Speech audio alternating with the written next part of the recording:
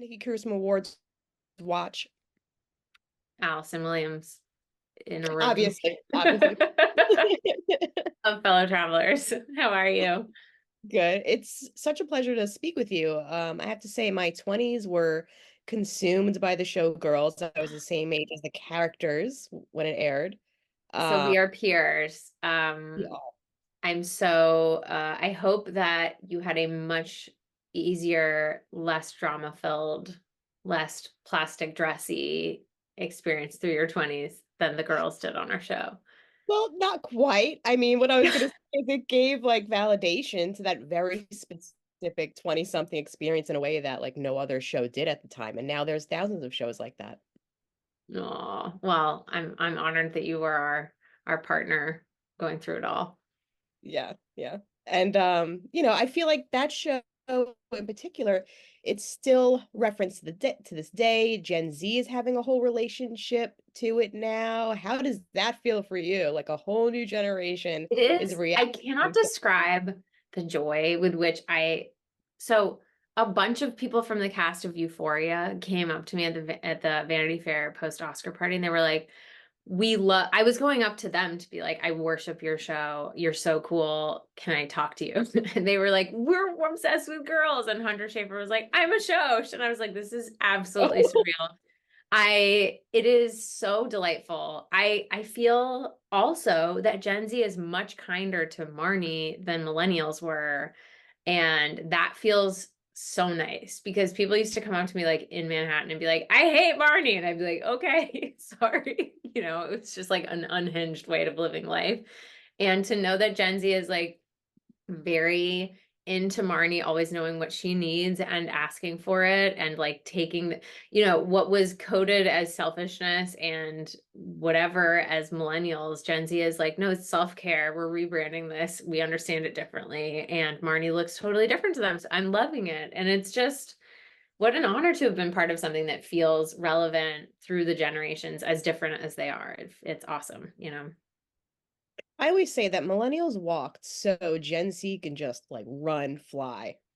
Yeah, do your thing. I'm kind of very jealous. I wish I have deeply millennial bones, but I Gen Z looks like they just understand so much more than I did. Oh well. 100%. 100%. Honestly, they're now into hydrating and skincare, things I wasn't even thinking about in my 20s that I probably should have.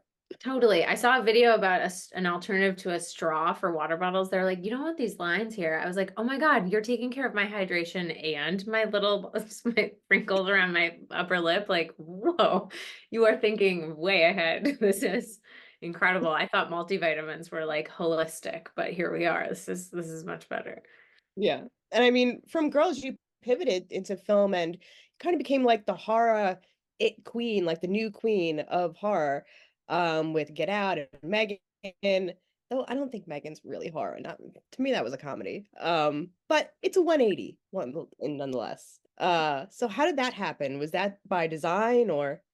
It was no, it was not well, I guess what happened was that with after Get Out, I realized that I love working in the genre because I find that the characters that I was reading in straight comedy or drama genre movies were just not as interesting to me as the ones I was reading in these weird thriller slash something else, horror slash something else hybrids. And I also thought I found it kind of an intoxicating experience to see the conversations that people were having around race in the wake of Get Out, as opposed to the conversations they would have about race in the wake of a movie that was a more straightforward movie about race.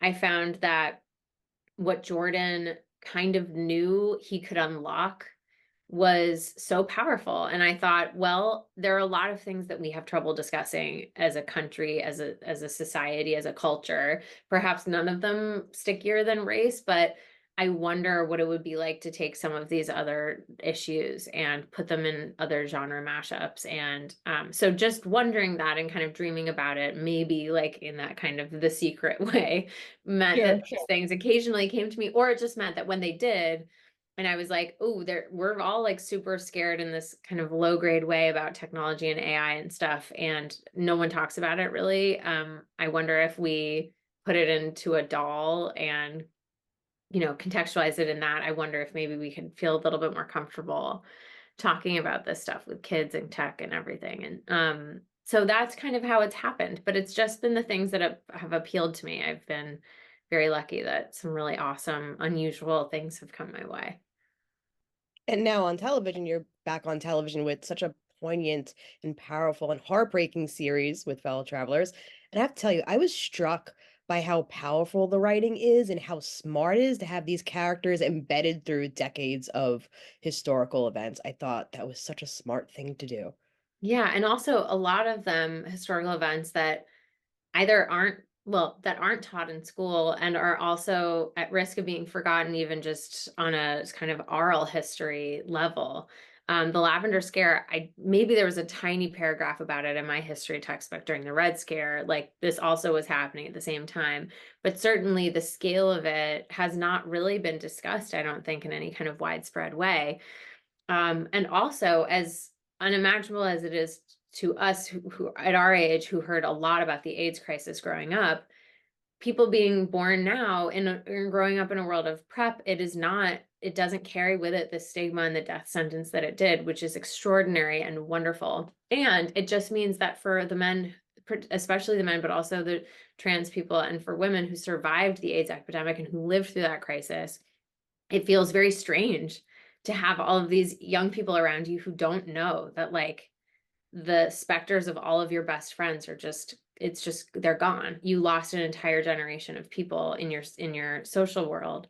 And so I think I've heard from a lot of people who are older and lived through those years, with a lot of gratitude that it showed up in the show so that they could finally feel like, I want someone to see Fire Island during those years. I want someone to see what it was like to be in San Francisco during that time and what we were contending with and the resonance with today and the fights that were being fought. And these are just a few stories, but my hope is that it'll just invite more and more and more. Because again, sometimes it's easier to think about how unjust or unfair or difficult something is if it's happening in another era than watching it play out in real time. Because of course, these are issues that are still playing out today. Um, and maybe I can't remember who it is who said history doesn't repeat itself, it rhymes, but it's very, very apt. And I think that, we do well to learn from what's already happened because there's been enough pain and bloodshed for for history. Yeah. I mean, the thing that struck me is, like you were saying, I was never taught about the Lavender Scare either. Um, I was so watching this series, my mind was kind of blown that this happened under McCarthyism as well. Yeah, with a Um, perfect cover. Look, it's like a perfect way of hiding homophobia, just to say this makes you vulnerable. If you can be blackmailed with your identity, then you are a vulnerability to the US government. And I can imagine in real time a lot of people feeling okay about themselves doing that. Like, I'm not being a bigot. I'm trying to protect our government. That is the very insidious nature of homophobia and other hatred expressed politically over time, is that it often has a really good cover that allows people to go to bed at night, but it still carries with it the same hate and punitive nature and destruction. We got to see some of the destruction of the Lavender Scare, but there was so much more that we didn't even get to see. yeah, and I mean, I was thinking about Lucy as a character too, and she's fascinating because she's had to, for the better part of her life, hold up the men in her life, all these men who had to deny themselves of living their authentic lives, Yeah. like all the way from like her father to her brother to her husband and son, like thinking what a strong character to play. Yeah, I was immediately attracted to Lucy for all of those reasons, for the strength, and also I was very curious to I don't know, try to understand her vulnerability as well, to see the pieces of her that weren't strong and to understand what she was afraid of and why she made the choices she made and how those choices started to feel after she lived in them for a while. Um, I think your point about her supporting the men in her life is so apt. It's true that she felt a ton of responsibility in a kind of traditional way to support the men in her life. But I often fantasize about if she had just gone back to Europe instead of coming back to the US and hadn't gotten married, and what she could have been capable of, or even herself politically, if that had been more typical. She was a powerful presence, and I think I'm I know people. One of my grandmother's best friends had a front row seat to a relationship like this. Her sister married a man who later came out, and their marriage just dissolved into hatred and anger, and it was really tragic, and especially for the children. And I think Lucy really did her best with the tools that she had, and in terms of what a good household looked like at that time.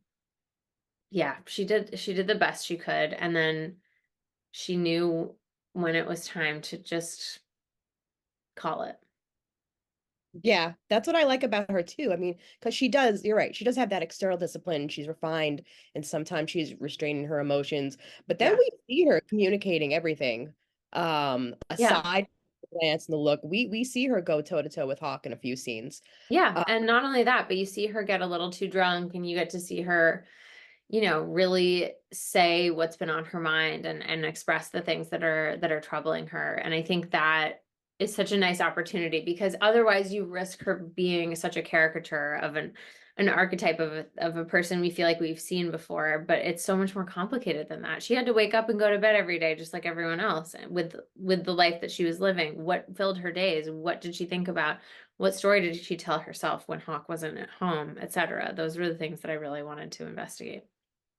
and I was wondering with that too, how did you know, find the way she presented herself, the way she moved in her body language? I worked with I worked with a couple people who were very helpful. I worked with a dialect coach named Rhea Nolan, who was brilliant at helping me find Lucy's actual voice, down to picking notes on a scale which was the registers she spoke in different eras. And then I worked with an acting coach who I work with on everything, named Gina Ratton, who's incredible. Um, and I think the two of them, plus Ron and every director we had, were instrumental in helping me figure out how to create a person who's consistent, and then dial characteristics up and down through time. An example would be the impact of smoking that much for that long. So Yeah. obviously her voice is going to drop, is going to get a little bit more gravelly. Maybe she's got a little osteoporosis by the end, like just making sure to slightly adjust that posture that would have been so like nail straight in the beginning.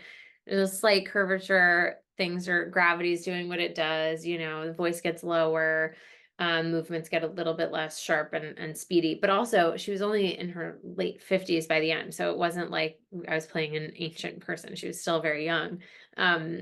But it was still a challenge to try to play someone that felt like, to have real continuity of spirit and of humanity while moving her through time. That part was really a unique, something I've never experienced before. And on top of that, we didn't film things in order necessarily. So you also had to keep straight in your mind, like where you were in the story and what the audience knew and when, and where you are in history as well. Like it's just a lot of things to track. Was that hard to track? Because I can't It imagine was. because playing within decades. It was hard, and it was hard for me, and I wasn't in every scene, but I think for Matt, often it was just like this dizzying. Also, the amount of dialogue this man memorized for this show is an amount of text that I like can't even wrap my head around. In different eras, all the different circumstances for him. Yeah, I think that was a challenging part, but we had enough time with the material, and even if we didn't have the exact episodes for that long, we still knew where they were going, and so it helped to really keep a sense of like, I know where I am. I mean, I don't know if everyone did. I assume everyone did. I made these like lists of chronologies that were basically like, this is just chronological. This is the chronology of the show. This is the order we're filming. It was helpful for me to keep things on those lists. I'm type A, I'm a list maker. Same, same. I am a big type A. That's why I was a Marnie. But yeah. No, it's hard. The Marnies are always the most reluctant to admit they're Marnies. It's like a secret they have to share. Well, it took me like 10 years. I'm like, oh, guys, I think I'm Marnie, and my friends group was like, yeah, you are. We knew all along. We knew it's like coming out. I'm a Marnie, yeah, exactly. But there's so much physical and emotional distance between Hawk and your character. How did you figure that out with Matt Bomer, like to play up that dynamic? Well, it's funny because uh, we talked about this eight this period in their marriage between when he comes back from Fire Island and they properly mourn their son and they come back together and they heal what's been broken in their relationship. Those years between then and 1986 when the show starts, when that snow globe shows up and Marcus is there, as being like the happiest in their marriage. They're about to move to Italy together. They're finally going to have the European adventure that they've been talking about. I think there's a high level of intimacy and joy between the two of them, even given what they've experienced together, maybe especially given what they've experienced together. They're the only people on the planet who can relate to the loss they've gone through. Um, and the joy of having grandchildren together and that whole experience has really bonded them. And I often pictured happy scenes between the two of them, just like boring domestic moments between the two of them, just to keep that joy in my head. It was really important to Ron, especially for their marriage, for us to keep the joy in mind, because often what we were portraying were the moments of tension and of disagreement and of distance. But I actually think in almost every way, maybe not the most important ways, but in almost every way, they were very close. And had shared so much life and so much history together. They knew each other really, really well. In many ways, the best of anyone else in their lives. But then there was this just one crucial category where they couldn't share and they didn't overlap and they didn't share experience. And one of the things the show does is examine the extent to which a relationship can work without that. And I think we see the answer. I think any kind of relationship can work as long as both people are knowing and willing parties to it. Or any constellation of people. It's not just two. I think what doesn't work is when two people are entering into something with a different plan in mind and with different expectations in mind. And Hawk is part of many different kinds of relationships, friendships and romantic, where he is on one train and someone else is on another. And then there's always a reckoning of like, wait a minute, what is this to you? What do you think this is? If whether you're Marcus and he's not treating you well as a friend, or if you're Tim and this person who you're madly in love with is just stringing you along through the decades, or you're Lucy, you've linked your life to someone who you're never fully going to have. I think the show is a meditation on that, on people being in relationships with different mental and emotional contracts. Mm. Yeah, I mean, it's all interwoven together. The writing is just really spectacular. And I think back to the monologue about the traveling companions. And she says we all have our secrets. And then I was trying to go down the list of characters, since I'm an A type. I'm like, oh, I wonder what Lucy's greatest secret is. Maybe it's like she's I having think definitely her time in Europe before she comes back, before the show starts. She says to Hawk at one point, I wasn't a virgin when we got married. Like, and I just really loved iterating on that idea as I was preparing to play her. I was like, I hope there's some wild stuff in Lucy's past that she just like left in Europe. I think for sure those are her biggest secrets. And also I'm sure she finds her fantasies kind of secret and private. There's no way she doesn't have like a deeply active fantasy life given what her actual life is. I'm just in another version of this, Lucy would have been able to be living her fantasies, which I hope everyone can. But I think yeah, I think her fantasy life would have been something she'd be very embarrassed about, but would also have been very important for her. And I think that's such a rich monologue too. I mean, for you, how was it? Like, it's basically the title. Your work is basically the title. So how was it to I perform? well, I that monologue was I read it with Matt in a chemistry Zoom before I officially was offered Lucy. Um, it it's so vivid to me, like picturing her spending this time with these guys and thinking they're so fabulous, and then realizing this fact about them that she's contending with in real time, trying to figure out, does it change everything I think about them? And you want to scream at her and be like, of course not. They're just people, like, be cool. Like, they're just, it's so tempting to project modern sensibility onto that. But she's really revealing in that moment that she knows that this exists, that there are people, there are men and women who are in love with each other. And she suspects and suspected after that moment of seeing the shame on their face that she knows this to be true about her brother. And one thing that we played with in the delivery of that was the extent to which she's kind of asking Hawk in that moment too, or at least giving him the space if he felt like it, which of course we know he doesn't, to open up to her and tell her about himself. But I think at that point, since she's just conscious of her brother's sexuality and her potential awareness of it beforehand, I think maybe not yet. I don't think she was ready yet to see in any real way Hawk's sexuality yet for that conversation. But imagining Hawk listening to those words, that had to be, well, the man can pass a lie detector test, so maybe he felt nothing. I don't know.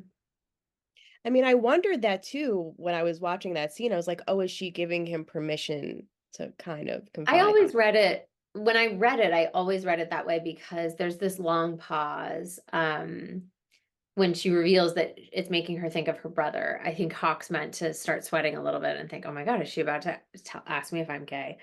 And then she says, I've seen that look on his face when he, I can't remember the lines exactly, but I think that moment, we did it a few different times, and I can't remember which one they ended up with in this show, but I think it is meant to be kind of ambiguous. Like, I really think at that stage, if she knew, it was a very deep kind of knowing that she couldn't have maybe articulated, a quiet voice inside that wondered, um, but not very loudly. And I think the last thing she was going to do in that moment was just say, look, it looks like we're going to get married. I just have to ask.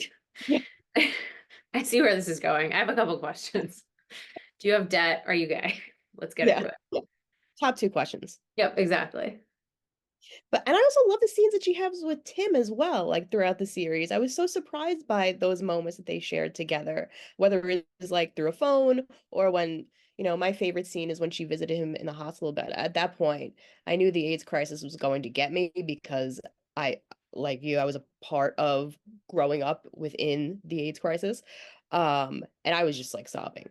Yeah. So that was my favorite scene. What's yours with Tim? It's a good question. They're so different. We didn't have very much. I love Johnny so much and I loved working with him, but really didn't get to work with him a lot. We had one phone call in the 70s during when she kind of sort of tells him to go to Fire Island. Um, and then the scene in the hospital, and then the scene in the 60s when he's in their hunting lodge in the woods, and he comes to the house and she answers the door. I think that one felt really, and I guess they almost had a scene when he drops off the letter in Hawk's apartment when she's packing it up, but it was, she just sees him out the window. I think that one felt good because having been in Lucy's like body for all those weeks and months, then having the chance to tell him that she burned the letter felt great. Like, it just felt great. Even though I knew that watching the show, I'd be rooting for Tim and Hawk just because I was like, I love their love so much. I'd be rooting for Lucy, like on her own, like leave, go live a life, like go enjoy yourself. I knew the love story I was going to be invested in for the most part was going to be Tim and Hawk's. And so it felt good in that moment while I was still so blended with Lucy to be like, I burned it. It was such a moment. Um, and with all of this considered, all of the emotions, all the grief that she had to go through, how was it to shed that character at the end of the day? Was it kind of freeing? Did she stay with you a little bit? So I I had long, bright red Lucy Fuller nails from like August to December. And boy, wow, respect for people who have long, beautiful nails like that, because I mean, try changing a diaper with those nails. That's all I'm gonna say. It's not pretty. But yeah, I mean, she really would stay with me. I think also her decorum, her posture, her way of being in the world, like, it was very proper, and it always felt very funny to put on whatever like schlubby clothes I wore to set that morning, to like go from Lucy's like polish and her pristine everything to like, enormous jeans and like at that point, I think I was still breastfeeding for the first half of the shoot. So I'm like leaking milk, like just whatever the lack of glamour was that I was working with got translated and polished into Lucy while I was at work. And so the difference between those two things were sometimes kind of stark. But that's one of the great joys of being in this world, is it's dress up. It's so fun. Well, Allison, thank you so much for this conversation. It was delightful to get to finally speak to you after watching you for years and years. Thank you so much, and thank you for watching, girls. And I'm so happy you're a Marnie. We're honored to have you among our ranks. Thank you.